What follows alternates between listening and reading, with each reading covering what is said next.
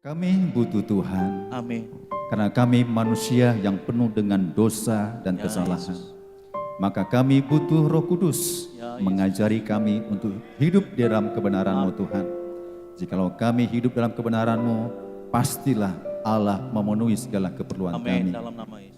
Jikalaupun hati kami jauh daripada jalan-Mu Tuhan, luruskan hati kami agar kami dengan rendah hati dan lemah lembut menerima firman-Mu pada hari ini. Amin. Sehingga firman Allah ini mengajari kami, menuntun kami kepada segala kebenaran-Mu Tuhan. Amin. Kami siap diproses untuk menjadi dewasa menuju mempelai Kristus. Amin. Maka kami sebagai jemaat Tuhan GBI Immanuel Sunggal di tempat ini, kami akan menyambut firman-Mu dengan sukacita. Berfirmanlah Tuhan, kuasai pikiran dan hati kami, agar kami penuh konsentrasi menerima berkat-Mu. Dalam nama Yesus Kristus, kami siap mendengarkan firman-Mu. Dalam nama Yesus kami berdoa. Bersama-sama yang percaya katakan amin. Silakan duduk Bapak, Ibu, Saudara-saudara yang diberkati Tuhan. Shalom. Ya, Tuhan tetap menyertai kita. Salam damai dari Dia yang selalu diberikan kepada kita, dan kita percaya Immanuel selalu ada di hati kita. Amin. Bapak, Ibu, Saudara-saudara, kita berkumpul di tempat ini bukan menjadi suatu hal kebiasaan, rutinitas datang, duduk dengar diam, akhirnya durung-durung dan akhirnya enggak memperoleh apa-apa. Tapi setiap ibadah kita harus memperoleh berkat daripada Tuhan. Amin. Amat sayang sekali Bapak, Ibu, Saudara datang ke tempat ini dengan setengah hati, tidak serius. Nanti kalau setengah hati dengarkan firman Tuhan, pulang melangkah keluar dari gerbang kita ini, gereja kita ini, semuanya terabaikan dan terlupakan. Hanya bagi jemaat Tuhan, orang percaya yang serius, pasti menerima berkat. Allahku akan memenuhi segala keperluanku, tapi ada syaratnya, yaitu dengarkan firman Tuhan.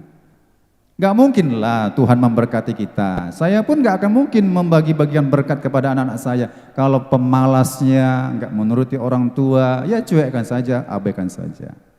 Demikian Tuhan. Jangan harap kita menerima janji Tuhan, berkat-berkat Tuhan.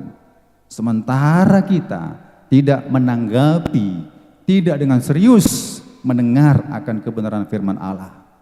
Maka pada hari ini Bapak, Ibu, Saudara, topik kita adalah tujuan hidup dalam Kristus. Bersama-sama kita baca judulnya, 1, 2, ya. Nah, Bapak, Ibu, Saudara, kita diberikan napas ya, diberikan kehidupan, tentunya ada tujuannya. Kita baca ayat ini, 2 ayat ini supaya kita mengerti, memahaminya apa tujuan hidup kita.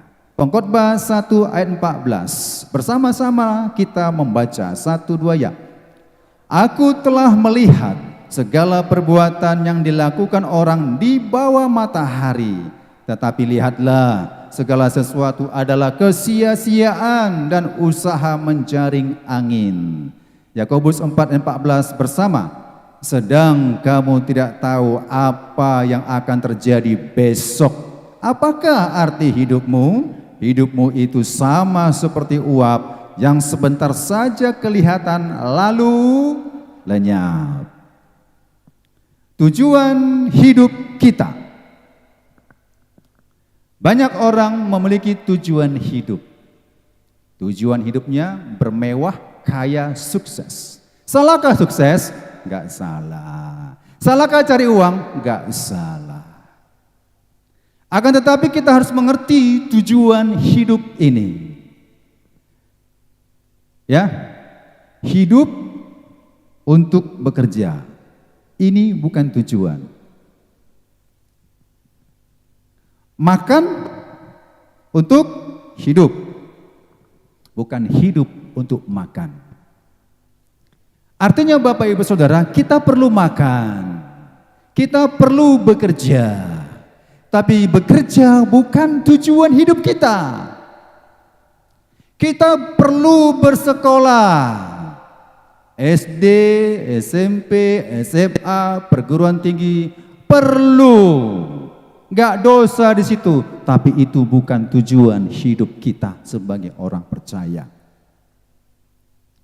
Ya. Mendidik anak, membesarkan anak sampai selesai, sampai dia menikah. Itu bukan tujuan hidup kita. Di bawah kolong langit ini banyak manusia yang beraktivitas. Makanya pengkhotbah berkata, aku melihatnya semuanya sia-sia. Sia-sia bekerja. Sia-sia belajar. Sia-sia bersekolah. Sia-sia Bapak Ibu makan enak pun sia-sia. Semuanya kulihat sia-sia. Hidup ini seperti uap. Kelihatan sebentar lalu lenyap. Inilah yang perlu kita ketahui. Apakah tujuan hidup saya bernapas di dunia ini? Kita nggak tahu kapan dipanggil Tuhan ya. Kalau Alkitab berkata 80, 70, 80, 90 ada ya, kemudian 120. Oke. Tujuan hidup kita bukan umur yang panjang. Kalau ada berkata, tujuan hidup saya, umur saya 120 tahun. Tidak alkitabiah. Tujuan kita apa Bapak Ibu Saudara? Nanti kita akan tahu tujuan hidup kita sebagai orang percaya. Nah, apa gunanya kita mengerti tujuan hidup kita? Apa gunanya? Yang pertama, supaya kita tahu apa nilai tertinggi artinya rohani. Supaya kita tahu apa nilai tertinggi artinya rohani. Kita tahu arti nilai tertinggi itu apa dalam tujuan hidup kita. Yang kedua, supaya kita memaknai hidup dengan benar. Yang ketiga, supaya kita tahan banting dan tidak pernah menyerah, tidak pernah dikuasai kekecewaan dan tidak menyimpang.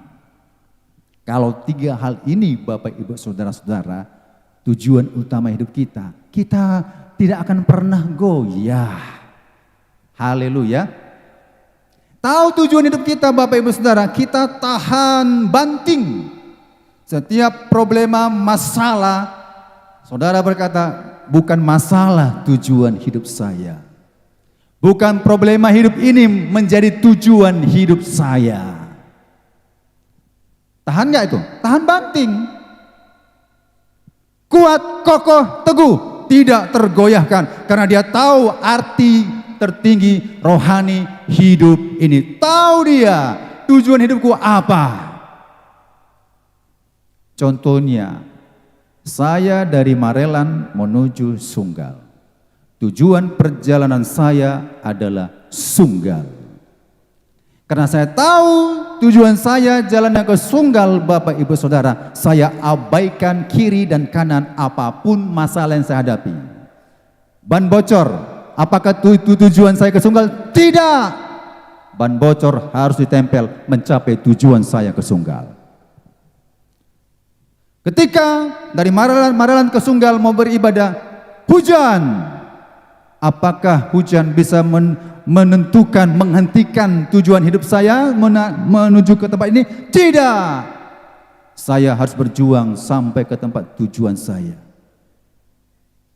Ya, kerap kali kadang-kadang memang karena jaraknya cukup jauh Bapak Ibu Saudara, Marelan ke Sunggal sekitar 45 menit santai, kalau kencang lari 60 ya bisalah 30 menit ya. Nah kalau santai 45 menit, udah hati-hati, kerap bocor ban. Apakah saya berhenti? Tidak, tujuan saya mau kemari. Itu itu artinya tidak tergoyahkan. Kiri kanan ada mungkin saudara lihat ada kerusuhan, keributan, entah apa saja. Saudara akan lihat sekedar abaikan saja, tujuan saya sampai ke surga. Karena tahu tujuan hidup itu, maka segala sesuatu masalah, problema kita semuanya beres KB. Gak ada masalah gak beres kalau tahu kita tujuan hidup kita. Semuanya beres KB. Iya, lagu tadi ya. Janganlah dinyanyikan beres KB, diingat lagi masalah, diingat lagi problema, dipikir-pikir. Itu bukan tujuan hidup kita sebagai orang percaya. Katakan amin. Percayalah Bapak Ibu Saudara, kalau Bapak Ibu Saudara mengerti tujuan hidup kita ini, pasti sampai ke surga. Jangan ditanya, "Nak, tujuan hidup kita apa?" "Pak, tujuan saya menjadi orang kaya. Tujuan saya insinyur dan dokter." Ini yang rohani kali. Tujuanmu apa? Masuk ke surga. Gitu ya. Sering kalau kita tanya, tujuan Bapak Ibu Saudara-saudara apa? Oh, aku sukses. Aku bekerja, hidup untuk bekerja, siang dan malam bekerja, Senin bekerja, Selasa bekerja, Rabu bekerja, terus bekerja, hari Minggu bekerja, terus bekerja, hidupnya untuk bekerja. Itu tujuan hidupku. Gak heran kalau saudara jalan, saya perhatikannya dari Marelan menuju kemari, masih banyak orang sibuk di bawah matahari ini, bekerja, cari duit, termasuk orang Kristen, mayoritas juga banyak bekerja di pasaran sana. Hari Minggu, banyak cari uang, nggak sadar dia tujuan hidup itu apa. Apakah tujuan hidupnya bekerja? Jangan, tujuan hidup kita bukan untuk bekerja. Bekerja itu untuk menafkahi kebutuhan kita. Itu tambahan. Plus. Kalaupun jemaat Tuhan ada yang sakit misalnya beribadah, masih bisa dijangkau, datanglah. Amin. Kecuali udah kakinya pincang dan lain sebagainya. Kalau masihnya merasa demam, flu dan sebagainya, usahakan datang karena mengerti tujuan hidup saya bukan sakit. Ya. Jadi ini perlu diluruskan secara alkitabiah karena tujuan hidup dalam Kristus. Kalau tujuan hidup dalam dunia, ya saya harus S3. Ya, saya harus terkenal. Saya harus kaya. Makanya saya tidak simpatik melihat anak Tuhan. Ada anak Tuhan mengatakan, "Pak Situmorang, kerja Bapak apa?" Guru. Guru. Kecil lah, diukur saya dengan hepeng. Ikut aku lah, bisnis. Sama-sama kami anak Tuhan dulu, sama-sama satu kos, satu kamar, sama-sama susah. Saya menarik becak, dia udah 2 kuliah sekolah Alkitab dan kuliah sekuler. Memang dia sudah sukses, orang kaya, punya rumah cukup mewah, punya mobil. Inilah anak Tuhan. Inilah anak Tuhan yang diberkati dengan ungkapan, mungkin nggak diungkapkan begitu, tapi gayanya seperti itu. Anak Tuhan harus sukses, kaya, makmur. Salah. Benar atau betul? Salah ya. Jangan anggap tujuan hidup kita makmur dan kaya. Saya mengerti pada saat itu, bukan itu tujuan hidup saya. Bukan. Salah besar kalau ada mengatakan tujuan hidupnya anak Tuhan harus kaya. Di Alkitab berkata ada anak Tuhan yang kaya, ada anak Tuhan yang miskin. Berarti engkau menghakimi. Jadi kalau saya nggak kaya, saya kere-kere saja, berarti saya bukan anak Tuhan. Inilah teologi kemakmuran, mengambil berkat. Kalau anak Tuhan itu harus kaya dan sukses, pintar dan cerdas, betul. Tapi itu bukan tujuan orang percaya. Haleluya. Ingat saudara, poin ketiga, kalau tahu tujuan kita hidup, saudara pasti sungguh-sungguh tahan banting. Masalah seberat apapun tahan, bisa semua dihadapi. Beres KB. Nah, apa prinsip utama tujuan hidup? Prinsip yang pertama adalah memuliakan Allah. Ya. Memuliakan Allah. Ini banyak poin-poin, tapi saya ambil 6 poin saja. Memuliakan Allah. Karena kita tahu apa yang kita peroleh sumbernya dari siapa.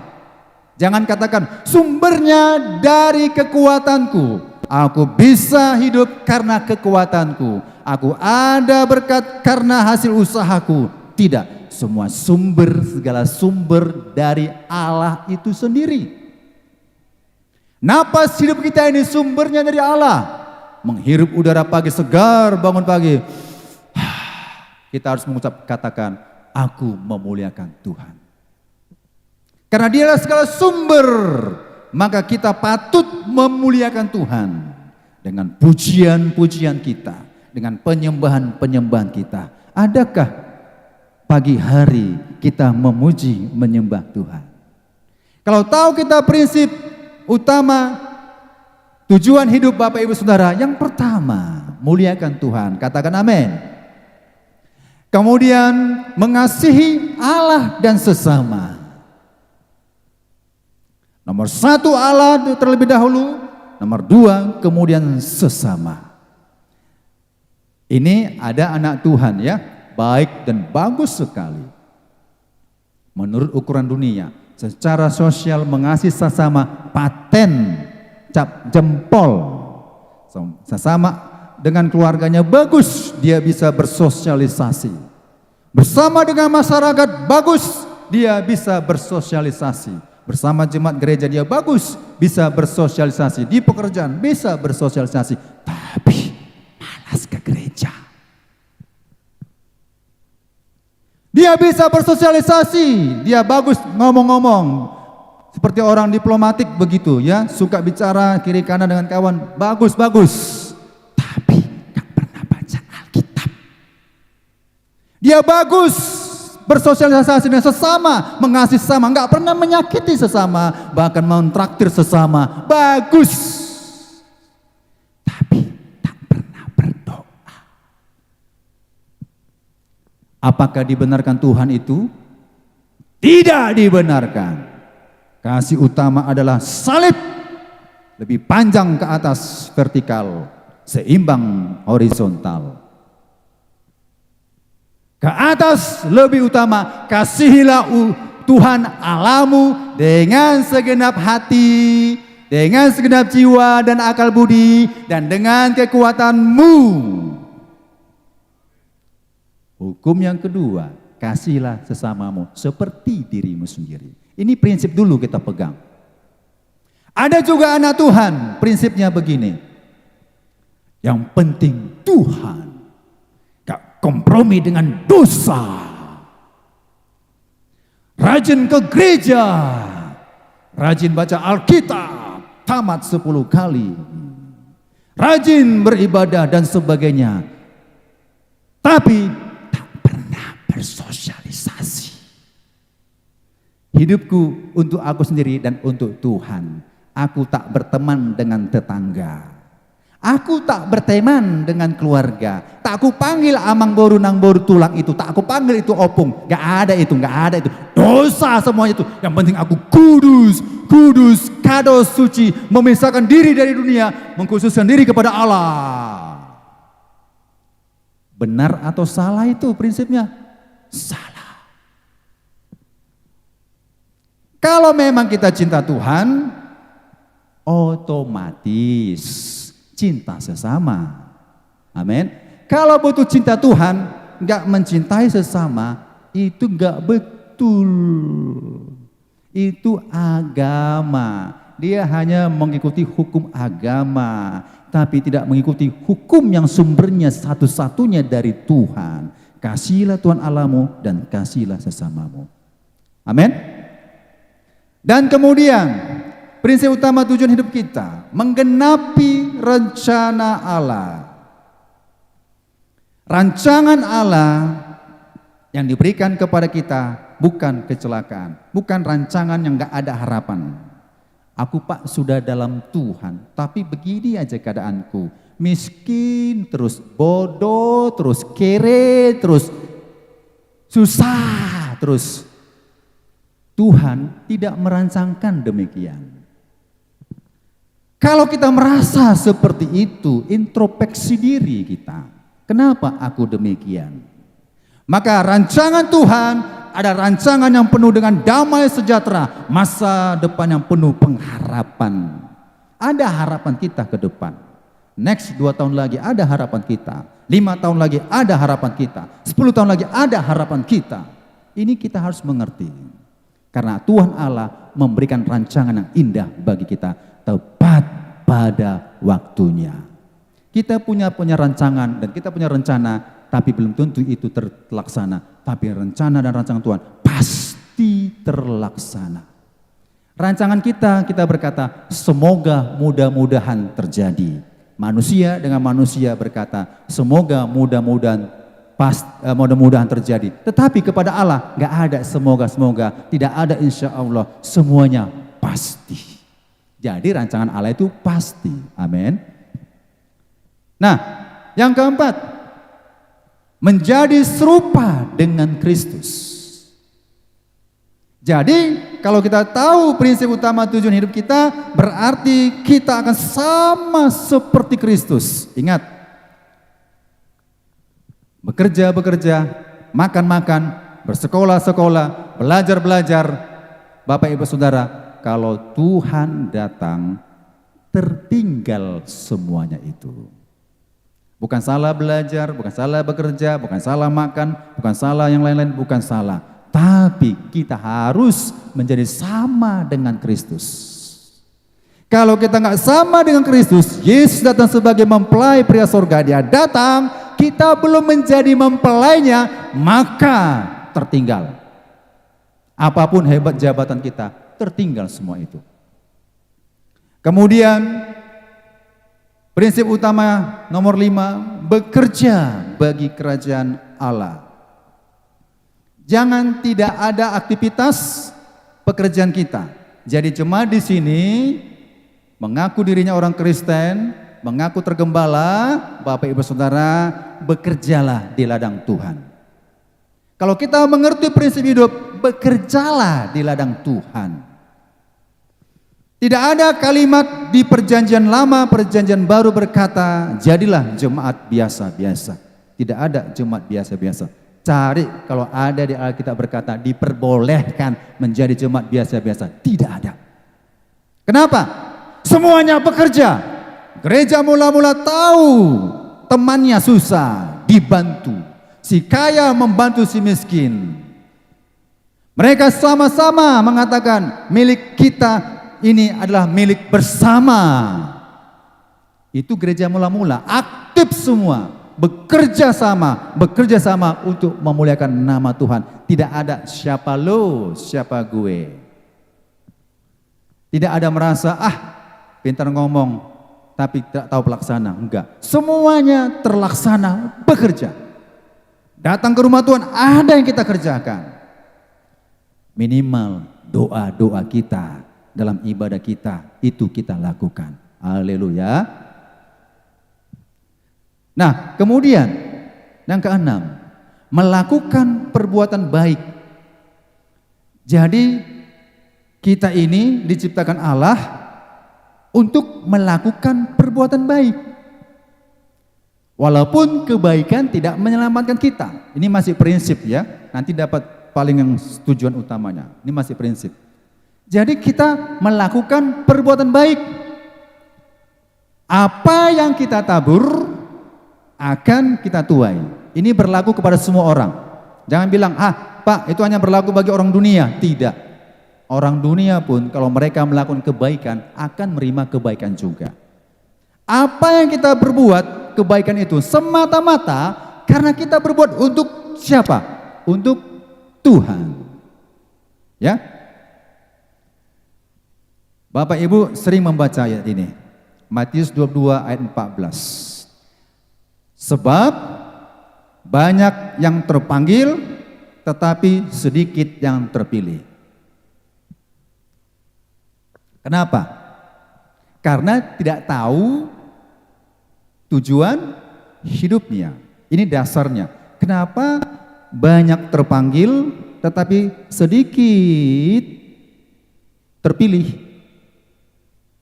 Karena satu hal, gak tahu tujuan hidupnya apa. Lihat tabernakel kemah suci. Banyak terpanggil halaman, banyak terpanggil ribut, riuh, ya di situ.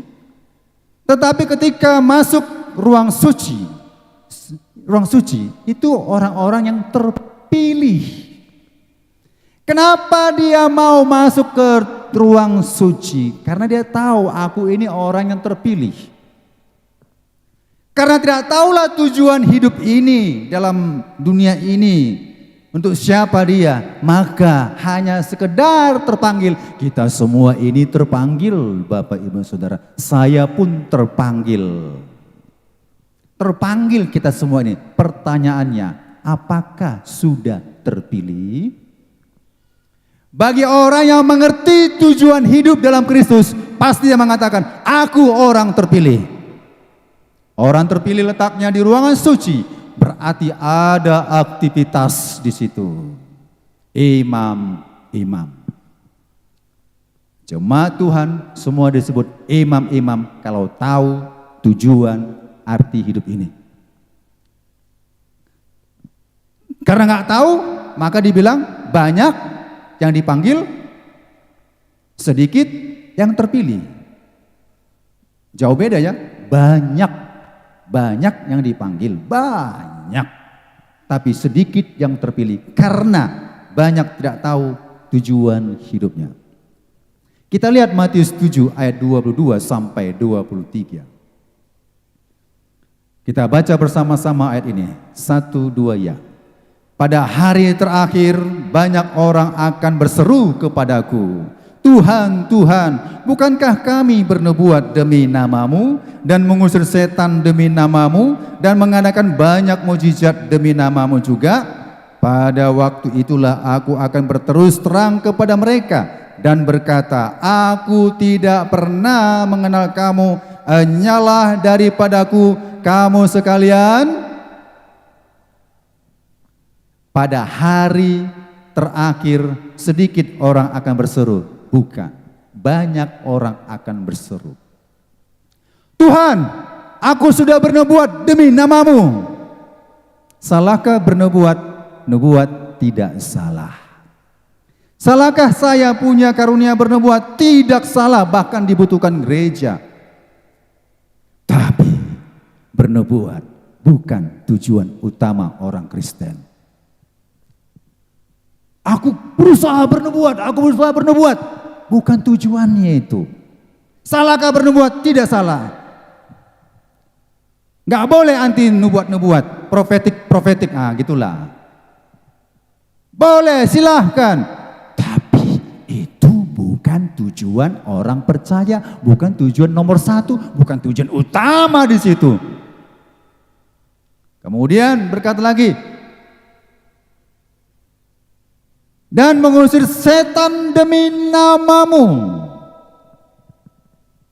Begu-begu, hantu-hantu berlarian semuanya bisa diusir. Apakah itu tujuan utama orang percaya? Jawabannya tidak. Sekalipun kita bisa memiliki karunia mengusir setan, menopangkan tangan kepada orang yang kerasukan, dia roh itu lari dan ketakutan. Pertanyaannya, apakah itu tujuan hidup orang percaya? Jawabannya tidak. Apalagi dikatakan, melakukan banyak mujizat demi namamu, bisa buta melihat, yang sakit disembuhkan, yang lumpuh berjalan. Salah besar jemaat Tuhan di Indonesia, di dunia, kalau beribadah mencari mujizat. Apakah kita gak suka mujizat? Kita dukung mujizat, kita gak anti mujizat. Karena mujizat ada di Alkitab. Tapi tujuan hidup kita apakah mujizat? Sikit-sikit datang gereja cari mujizat, cari kesembuhan. Karena orang seperti itu, orang tidak alkitabiah, mencari yang dicari bukan tujuan hidup yang sesungguhnya, tapi cari mujizat, cari kesembuhan. Salahkah kesembuhan? Tidak salah. Tapi harus kita sadari, tujuan hidup kita bukan bernubuat, bukan berbahasa roh, bukan mengusir setan, bukan mengadakan mukjizat. Itu bukan tujuan utama kita. Itu plus. Kalau yang tujuan utama dapat kita raih dan kita peroleh. Amin.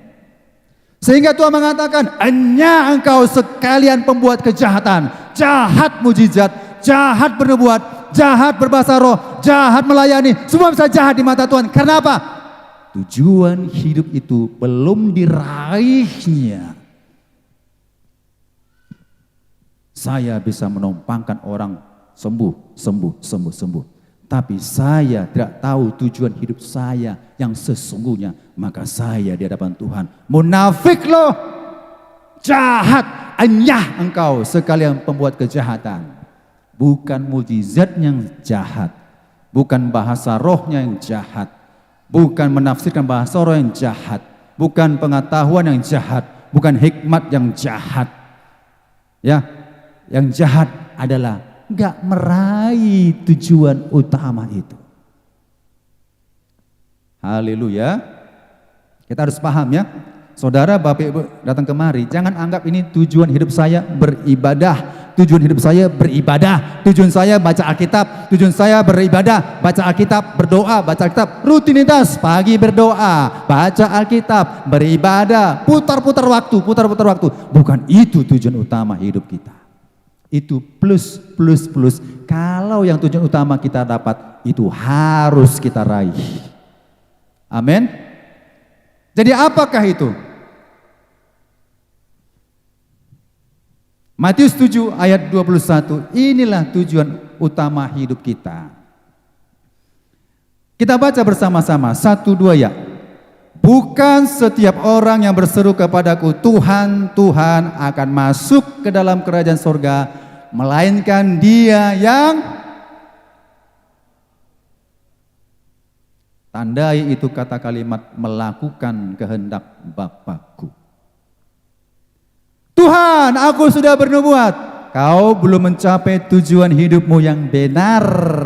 Tapi aku bisa bahasa roh Tuhan. Bisa bahasa roh, bisa bermain musik, bisa bernyanyi, semua. Tapi itu bukan tujuan utamamu hidup. Aku bisa bernubuat Tuhan, bukan tujuan utamamu itu. Mengusir setan Tuhan, kuntilanak pun lari Tuhan. Genderuwo, begu kacang, begu mangicir, semua lari Tuhan. Bukan tujuan utamamu itu.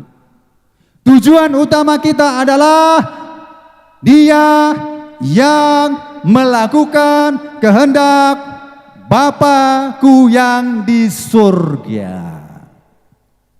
Rupanya Bapak Ibu Saudara, orang yang berkarunia belum tentu melakukan kehendak Bapa di surga. Saya seorang hamba Tuhan di sini, memiliki karunia mungkin profetik, tapi masalah rumah tangga hancur-hancuran. Istri saya membenci saya membenci istri saya, tapi saya bisa melayani. Ini namanya mengejek Tuhan. Kenapa mengejek Tuhan? Kau enggak lakukan perintahku, kasihilah istrimu. Itu nanti poin-poin ada contoh-contohnya. Itu salah, bukan pelayanan tujuan utama, bukan. Lakukan kehendak Bapa di surga. Bersama-sama kita katakan, lakukan kehendak Bapa. 1, 2 ya. Lakukan kehendak Bapa.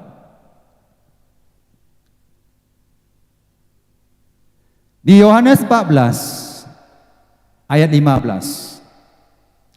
Ini firman Tuhan, saya bacakan 2 ayat ini. Jikalau kamu mengasihi aku, kamu akan menuruti segala perintahku. 1 Yohanes 5 ayat 2 berkata, inilah tandanya bahwa kita mengasihi anak-anak Allah, yaitu apabila kita mengasihi Allah serta melakukan perintah-perintahnya. Angkat tangan yang mengasihi Tuhan Yesus. Oke, angkat tangan aja nggak apa-apa ya. Kalau kita mengangkat tangan karena mengasihi Tuhan, berarti kita mau melakukan perintah-perintah Allah. Katakan amin. Jangan nyanyi seperti ini ya. Engkau tahu ya Tuhan, tujuan hidupku hanyalah untuk menyenangkan hatimu. Tahu ya lagu itu? Tujuanku mau menyenangkan Tuhan, betul. Tapi teks di atas, baca teks di atas. Ku renungkan firman-Mu siang dan malam. Lalu ku pegang perintah-Mu dan itu dia, itu yang lupa manusia ini. Kalau tiba lagunya yang agak-agak melankolis, nangislah dia. Tapi kalau ada perintah-perintah, mutunglah dia, mutung, betul, mutung. Biasanya kalau kita bernyanyi, yang indah-indah, yang janji-janji Tuhan, yang kita mau angkat tangan, mau nyembah. Ya, Engkau tahu ya Tuhan, tujuan hidupku hanyalah untuk menyenangkan hatimu. Bercucuran air mata. Ketika mengatakan, ku renungkan firman-Mu siang dan malam. Kenapa? Tertuduh kan? Gak pernah baca Alkitab. Gak pernah baca Alkitab. Munafik lo katanya, kata Tuhan. Kau katakan mengasihiku, tapi tak pernah membaca perintah-perintahku di Alkitab. Gak pernah. Tujuan utama kita, lakukan itu. Amin. Melakukan perintah-perintahnya. Apabila kita mengasihi Yesus, kamu akan menuruti segala perintahnya. Bukan satu perintah, tapi segala perintahnya. Ini tujuan hidup orang percaya dalam Yesus. Ini tujuan saya hidup bernapas. Sehingga hidup ini indah bersama dengan Tuhan. Damai sejahtera. Kalau orang hidupnya karena mencari kekayaan harta, gusar hatinya, gundah gulana. Uangku nanti diambil maling, di bank disalahgunakan, begini dan begitu dan begini begitu. Gelisah hidupnya. Tapi kalau ada Tuhan, tujuan hidupnya menyenangkan hati Tuhan, melakukan perintah-perintah Allah, tentu dia bersukacita. Bukan karena ukuran uang, tapi ukuran damai sejahtera daripada Tuhan. Amin. Inilah tujuan hidup utama kita, melakukan perintah-perintahnya. Berat? Perintahnya tidak berat kalau kita betul-betul mengasihi. Nah, next. Nah, di Alkitab Bapak Ibu Saudara dibagi dua bagian isi. Ini Alkitab kita, Perjanjian Lama, Perjanjian Baru. Bacalah Alkitab ini.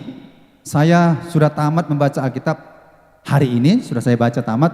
Kenapa? Itu perintah. Biasakan baca Alkitab Bapak Ibu Saudara, karena itu perintah. Salah satu perintah. Bukan segala-galanya baca Alkitab itu perintah. Salah satunya baca Alkitab. Baca. Saya udah tamat hari ini baca Alkitab, karena saya komitmen, kalau saya mau berkhotbah Tuhan, saya harus tamatkan dulu membaca Alkitab, sehingga saya naik di atas mimbar.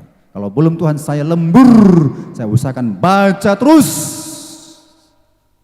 Kenapa? Karena aku tahu itu perintah. Haleluya. Nah, Alkitab ini berisi dua, yaitu perintah dan janji. Banyak orang-orang percaya mengaku diri Kristen lebih suka janji, tapi perintah diabaikan.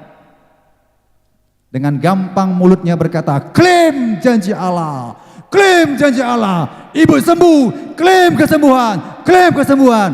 Tunggu dulu. Kalau kita katakan klaim, sudah bayar preminya. Saya ke asuransi bilang, klaim. Asuransi, klaim, klaim. Dia akan tanya, sejak kapan Bapak bayar premi? Kok enak kali katakan klaim, klaim. Saudara, jangan semudah itu katakan klaim janji Tuhan. Janji Tuhan, Bapak Ibu klaim janji Tuhan. Beda Alkitabiah. Jangan suka katakan klaim janji Tuhan, tapi perintahnya tidak terlaksana. Saya bisa klaim janji Tuhan. Tuhan berkati anak cucu saya. Berkati semua Tuhan. Kau berkati kami karena aku berusaha melakukan perintah-Mu Tuhan. Bukankah Hizkia minta umur yang panjang? Dijawab Tuhan enggak klaim itu? Diklaim janji Tuhan. Umur yang panjang Tuhan. Pukul dadanya. Aku sudah berusaha berkenan di hadapan-Mu Tuhan. Aku sudah berusaha melakukan perintah-Mu Tuhan. Perintah-Mu Tuhan. Tapi ku dengar kabar aku akan meninggal mati tinggal beberapa bulan lagi Tuhan. Mohon kepadamu Tuhan. Itu kan klaim ya. Mohon Tuhan berikan aku umur yang panjang Tuhan. Umur yang panjang Tuhan. Pas enggak? Sesuai enggak klaim itu? Sesuai. Sudah bayar premi dia. Kalau kita berani katakan klaim, malas beribadah, munafik itu namanya. Aku sakit, Tuhan sembuhkan aku Tuhan, sembuhkan aku Tuhan. Kalau aku sembuh, aku melayani, aku berjanji, aku ke gereja, sembuh. Enggak terlaksana juga. Karena apa? Karena enggak tahu prinsip utama itu. Prinsip utama itu lakukan perintah Allah. Jadi ini ada perintah-perintah yang harus kita lakukan. Jangan cenderung janji-janji Tuhan kita klaim, janji-janji Tuhan kita klaim, siang dan malam klaim terus, urusannya klaim, klaim, klaim, klaim. Heranlah Tuhan melihat kita ini. Kapan engkau setia melakukan perintahku? Seenakmu aja kata klaim, klaim, klaim, kan begitu. Jadi ada perintah dan ada janji. Paham Bapak Ibu? Ada perintah, ada janji. Ada hak, ada kewajiban. Kalau dalam STM saya bilang begitu, bukan Taurat namanya itu, tapi STM. Kalau nggak membayar kewajibannya, tidak menerima hak. Pas nggak itu? Pas. Nggak bisa dia klaim, klaim, minta bingkisan Natal, klaim, klaim. Udah bayar nggak? Lunas nggak? Alkitabiah. Perintah itu laksanakan dulu, kewajiban itu dulu laksanakan. Baru kita bilang, Tuhan berkati anakku Tuhan, berkati usahaku Tuhan, tidak menghalangi aktivitasku Tuhan, aku beribadah. Seletih-letih apapun aku berusaha beribadah, merupakan perintah daripada Tuhan, aku lakukan itu. Itu yang tujuan utama kita. Goyah enggak? Enggak akan goyah.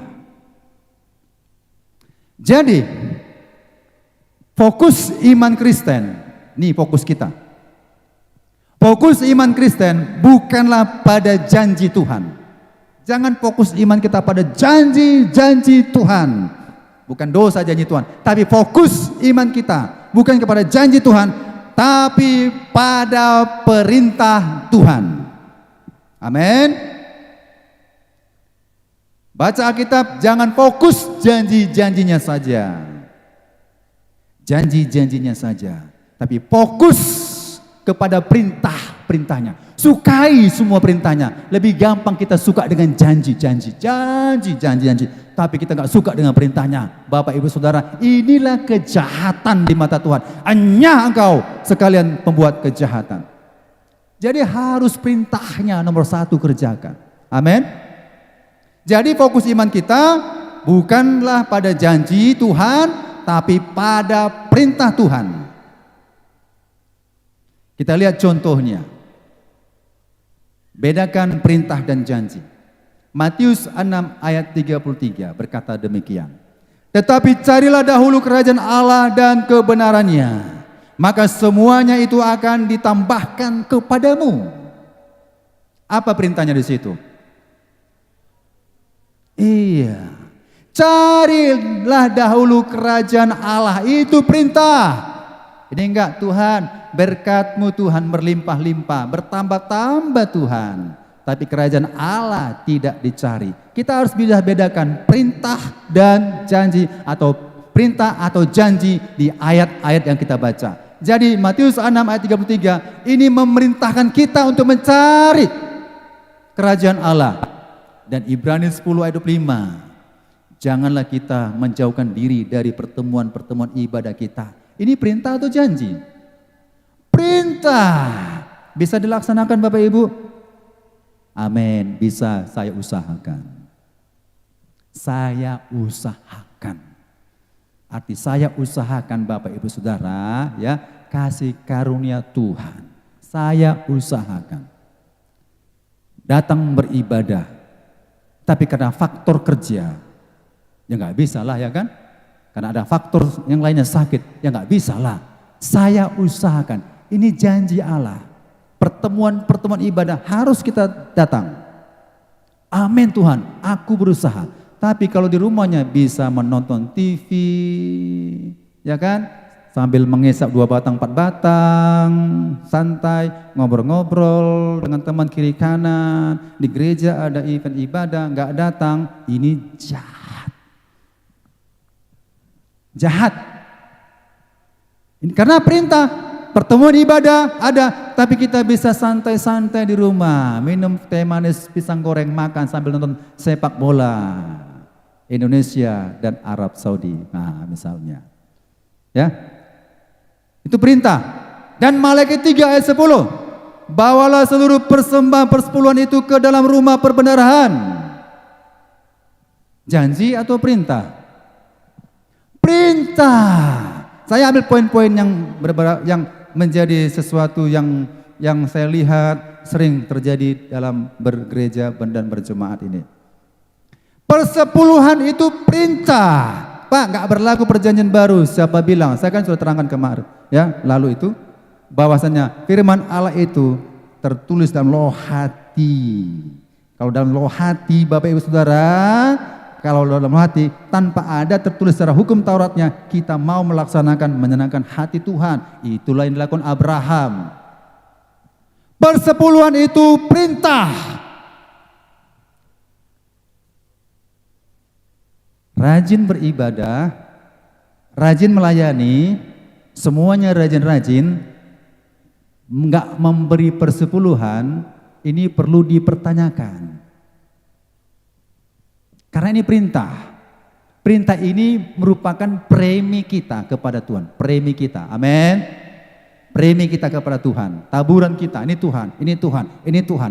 Apalagi Tuhan? Oh, pertemuan ibadah. Iya Tuhan. Ini Tuhan. Apalagi Tuhan? Cari kerajaan Allah. Iya. Ini Tuhan. Kulaksanakan. Apalagi Tuhan? Persepuluhan. Ini Tuhan. Ya kulaksanakan. Ini Tuhan. Ini Tuhan. Itu premi kita. Jadi jangan coba-coba doa minta janji-janji Tuhan. Salah saudara. Maka kata Alkitab, engkau salah berdoa. Janji-janji saja kau maunya, tapi perintah engkau tidak kau laksanakan. Apalagi ayat ini minggu lalu sudah disampaikan hambanya. Kolose 3:18, ini contohnya. Hai istri-istri, tunduklah kepada suamimu. Perintah atau janji? Perintah.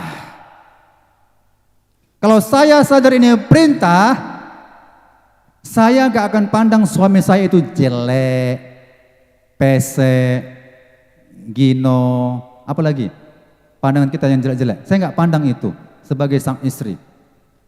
Pak, syaratnya kalau suami saya memperhatikan saya, menafkahi saya, memberikan uang belanja kepada saya, maka saya tunduk kepada suami. Benar atau salah? Tidak ada hubungannya kalau suamimu tak memperhatikanmu, hai istri-istri. Gak ada hakmu mengatakan aku gak tunduk. Tetap tunduk. Amin. Ini ditanduki suaminya.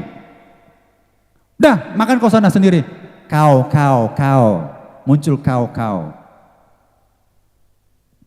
Suaminya minta minum. Udah, ambil sendiri, kau ambil. Ini istri masuk neraka. Karena apa? Menolak perintah. Perintah Allah mengatakan, istri tunduklah kepada suami. Tunduk, tidak ada syarat. Tapi Tuhan satu syaratnya Tuhan. 2 syaratnya begini Tuhan. Ini enggak ada syaratnya. Kalau ada syaratnya itu bukan perintah. Perintah itu laksanakan. Ya Tuhan, aku laksanakan.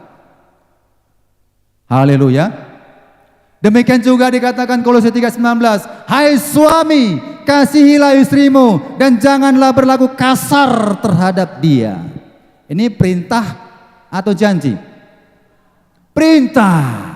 Secerewet-cerewet apapun istri bapak-bapak yang punya istri, ya, tetap kasihi, jangan dikasari. Perintah enggak itu? Enggak disediakan air panas untuk mandi pun sekalipun kita perintahkan, "Mak, air panas lah, udah capek." Ambil sendiri. Ya udah, enggak apa-apa. Aku melaksanakan perintah Allah, aku masak sendiri kok. Gitu ya? Iyalah, dia yang berdosa. Aku enggak berdosa sebagai suami. Begitu aja prinsipnya. Yang penting aku dengan baik menyatakannya, berusaha menyenangkannya. Itu perintah. Jangan dikasari, tapi dikasihi. Tapi Pak, istriku nih malas. Malas mencuci pakaian, cuci piring, bangun pagi jam 8. Kasihilah, kasihilah, kasihilah. Amin. Perintah. Perintah tidak ada syarat-syarat. Kalau begini Tuhan, kalau begini enggak, perintah, lakukan saja. Jadi kalau Kolose 3:18, Kolose 3:19 sama-sama mengerti sang suami dan sang istri, maka terjadilah kerukunan rumah tangga. Amin. Kalau sama-sama mengerti ayat ini, maka terjadilah kerukunan rumah tangga. Dan untuk anak-anak, Kolose 3:20, hai anak-anak, taatilah orang tuamu dalam segala hal, karena itulah yang indah di dalam Tuhan. Itu perintah atau janji? Perintah. Jadi pemuda-pemudi yang belum menikah di tempat ini ada orang tuanya, taatilah orang tuamu. Saya melayani siswa ada mengatakan begini, bagaimana aku menghormat sama orang tuaku Pak? Bapakku menikah lagi, mamaku ditinggalkan, selingkuh. Saya bilang, itu bapakmu. Tetap kau harus menghormati bapakmu. Iya, masa saya hormati? Ya datang kau ngomong-ngomong, datang jumpai. Kan sering dia kadang-kadang minta uang sekolah ke orang tuanya. Ya jumpai, itu bapakmu. Itu perintah. Bukan karena kau gak hormati orang tuamu karena begini dan begitu kesalahan-kesalahan. Enggak. Tetap itu orang tuamu, laksanakan itu perintah Allah. Hormatilah ayah dan ibumu supaya lanjut umurmu di tanah yang diberikan Tuhan Allahmu kepadamu. Hormati, perintah. Sejelek-jelek apapun keburukan orang tua kita, tetap menghormati orang tua kita. Amin. Itu perintah. Nah, kita lihat cerita Bapak Abraham. Bapak Abraham lulus disebut Bapak orang beriman. Bukan karena janji, tetapi karena taat terhadap perintah Allah. Kejadian 22 ayat 17 menyebutkan di situ. Janji Allah mengatakan begini, Abraham, lihat bintang. Iya Tuhan Allahku. Lihat cerun. Bintang-bintang yang kita lihat sekarang ini sama bintang-bintang yang dilihat oleh Abraham, sama. Jadi kalau saudara, Bapak Ibu memandang bintang, memandang bulan, ingat, anggaplah diri kita Abraham, ya. Anggaplah diri kita Abraham. Ketika kita berada di tepi pantai, Tuhan Allah bilang sama Abraham, Abraham, engkau akan punya keturunan sebanyak pasir di tepi laut. Iya, janji kan? Janji, itu janji Tuhan. Nah, ketika janji-janji Tuhan ini Bapak Ibu Saudara, terfokuskah Abraham dengan janji-janji demikian? Terabaikan dengan janji. Dia lebih taat melakukan perintah Allah. Sampai-sampai gak punya anak dan akhirnya di usia 100 punya anak yang bernama Ishak. Itu janji, ditepati janji. Kenapa? Sudah bayar premi Abraham, maka lahirlah si Ishak. Dan dites Bapak Ibu Saudara, ya, di Kejadian 22 ayat 2. Disinilah perintah itu dikatakan. Firman-Nya, ambillah anakmu yang tunggal itu yang engkau kasihi, yakni Ishak, pergilah ke tanah Moria dan persembahkanlah dia di sana sebagai korban bakaran pada salah satu gunung yang akan kukatakan kepadamu. Ketika diberikan perintah kepada Abraham, Taatkah Abraham? Taat. Salah dengarkah Abraham? Tidak salah dengar. Korbankanlah anakmu satu-satunya, hai Abraham. Ini kan masalah janji dan perintah. Mana yang menjadi dikatakan orang beriman? Bapa orang beriman, kita orang beriman, tidak tergantung kepada janji-janji Allah. Kita orang beriman tergantung kepada perintah-perintah Allah. Amin. Maka Bapak Abraham mengorbankan anaknya satu-satunya. Perintah itu dilakukan, tapi Tuhan Allah tahu dan Tuhan mengatakan, jangan korbankan anakmu, tapi domba yang sudah disediakan itu korbankan. Jadi Abraham disebut Bapak orang beriman. Bapak orang beriman. Kita orang beriman. Tidak sejauh itu iman kita seperti Bapak Abraham menuruti perintah itu, enggak sejauh itu. Ya, Bapak orang beriman disebut Bapak orang beriman karena melakukan perintah Allah, bukan karena janji Allah. Perintah Allah itu berat, kalau janji Allah mudah. Bukan karena janji Allah, tapi karena perintah Allah yang seberat-berat apapun dilaksanakan oleh Abraham. Maka berubahlah namanya Bapak orang beriman. Amin. Bapak ibu saudara beriman? Orang beriman? Kalau betul-betul orang beriman, Bapak ibu saudara, dikatakan orang beriman adalah orang-orang yang melakukan perintah-perintah Allah. Haleluya. Berbahagialah orang yang mendengarkan firman Allah dan melakukannya. Kalau kita koreksi lagi ayat demi ayat, waktu memang sangat kurang Bapak ibu saudara. Banyak ayat-ayat yang menyatakan perintah-perintah lalu diberkati, perintah-perintah lalu diberkati, perintah-perintah lalu diberkati. Yang terakhir, ini penutup. Jadi tujuan utama hidup orang percaya yaitu menjadi pelaku firman Allah, taat dan setia melakukan perintah Allah sampai mencapai garis akhir hidup dalam memelihara iman.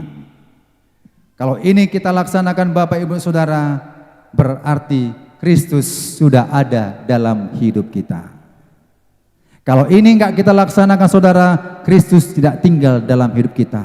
Kalau kita mengasihi Allah, maka kita harus melakukan perintah-perintahnya Allah. Amin. Perintahnya banyak, apa yang saya sampaikan pada hari ini hanya sebagian kecil perintah-perintah yang saya berikan contoh-contoh. Di Alkitab banyak contohnya. Baca, laksanakan. Selama ada ayat perintah, laksanakan itu. Selama kita membaca Alkitab, ada perintah, laksanakan itu. Karena kita mengasihi Yesus Kristus Juru Selamat kita. Amin. Demikian firman Tuhan. Tuhan Yesus memberkati kita. Kita akan menyembah Dia. Haleluya.